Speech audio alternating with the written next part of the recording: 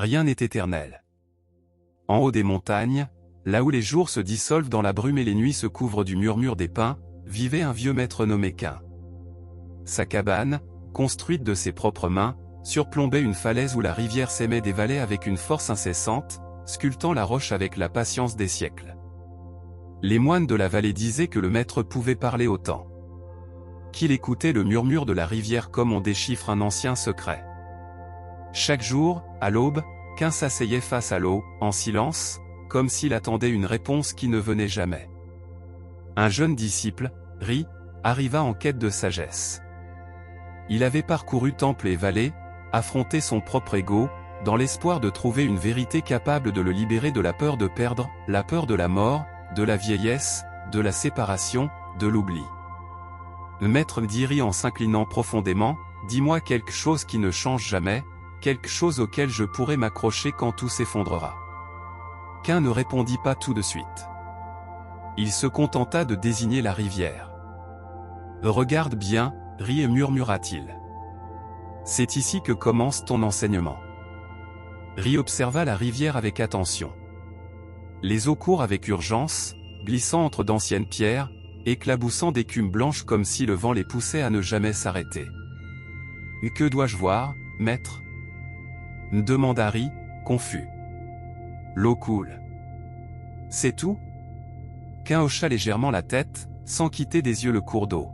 « Cette rivière que tu vois maintenant, dit-il, n'est pas la même que celle que tu as vue il y a un instant. Chaque goutte a suivi son propre chemin. Chaque courbe a été redessinée. Rien ne reste identique, même pas une seconde. Et pourtant, la rivière reste une rivière. » Ri fronça les sourcils. Il sentait que les paroles du maître cachaient quelque chose, un enseignement qui lui échappait comme l'eau elle-même. « Alors, il n'y a rien auquel on puisse s'accrocher » insista le jeune homme. « Tout change ? Tout s'en va ?» Cain ferma les yeux. Ses lèvres se courbèrent en un doux sourire. « Même cette conversation disparaîtra. Comme la rosée au matin. Comme toi. Comme moi. » Un profond silence s'étendit entre eux. La rivière chantait sa chanson éternelle. Ri baissa les yeux. Quelque chose en lui bougeait profondément. Cette idée que tout change, que rien n'est pour toujours, ne lui apportait pas de réconfort, mais plutôt un vertige. Il se souvint du visage de sa mère, qui n'était plus là. Il se souvint du sourire d'une amie partie sans dire au revoir. Il se souvint de son reflet dans les lacs de son enfance, si différent de celui d'aujourd'hui. « Si rien n'est éternel, dit-il d'une voix brisée, alors quel sens aimer, prendre soin, construire ?» Cain ramassa une feuille tombée et la tint en l'air. Elle était dorée et fragile, caressée par les vents d'automne. « C'est justement pour cela, Ri. Parce que rien n'est éternel, chaque instant est sacré. Parce que tout passe, tout compte. » Le maître laissa le vent emporter la feuille. Il ne tenta pas de la retenir. L'amour est beau parce qu'il ne dure pas. La fleur touche parce qu'elle se fane. Le feu réchauffe parce qu'il s'éteint. L'éternel, s'il existait sous cette forme, serait oubli. L'éphémère, en revanche, éveille. Ri sentit quelque chose s'ouvrir en lui. Pas une certitude, mais une compréhension sans mots. Comme si la rivière, un instant, coulait aussi dans sa poitrine. Le soleil commençait à s'élever entre les montagnes, teintant d'or les eaux de la rivière s'aimaient. Ri restait assis, silencieux, comme si le temps s'était arrêté rien que pour lui permettre d'écouter le murmure du monde. « Maître, dit-il enfin, comment vivre sans craindre de perdre ?» Cain saisit une petite tasse en argile posée à ses côtés. Avec délicatesse, il la remplit d'eau de la rivière et la tendit à Ri. « Tiens cette tasse, lui dit-il, comme si c'était le bien le plus précieux de ta vie, mais en sachant qu'un jour elle tombera et se brisera. » Ri accepta la tasse avec le plus grand soin, ses doigts tremblants. « Et si elle se brise aujourd'hui ?» demanda-t-il. « Alors tu auras aimé pleinement tant qu'elle était à toi, répondit le maître. Ne vis pas comme celui qui s'accroche à ce qui coule, vis comme celui qui dit au revoir à tout avec gratitude. Les paroles pénétrèrent profondément. Le jeune homme sentit, pour la première fois, que la perte n'était pas une punition, mais une condition naturelle de l'amour. Que tout ce qui commence doit finir, et qu'il y a aussi de la beauté dans cette fin. La tasse trembla un peu dans ses mains. Mais il n'en avait plus peur. Cette nuit-là, Ri décida de ne pas dormir au temple, mais sous le ciel ouvert, au bord de la falaise. Le murmure de la rivière était désormais différent pour lui, comme si ses eaux lui parlaient dans une langue ancienne, antérieure à la peur et au désir. Il regarda les étoiles et pensa, elles aussi meurent, même si nous les voyons briller. Et pourtant, leur lumière continuait de voyager, touchant la terre avec une tendresse traversant les siècles. Le lendemain matin, il trouva le maître balayant doucement les feuilles du sentier. « Cela ne te fatigue-t-il pas de nettoyer ce qui sera à nouveau sali » demanda Ri avec un léger sourire. Qu'un le regarda, et ses yeux brillèrent comme l'eau sous le soleil. « Cela ne vaut-il pas la peine de respirer, même si chaque souffle ne dure qu'un instant ?» Le disciple baissa la tête et se mit à rire. Il rit d'un rire pur, celui de celui qui a laissé tomber un fardeau. Le maître se joignit à lui, et pendant un instant, toute la forêt sembla rire aussi, comme si elle comprenait. Tout changeait.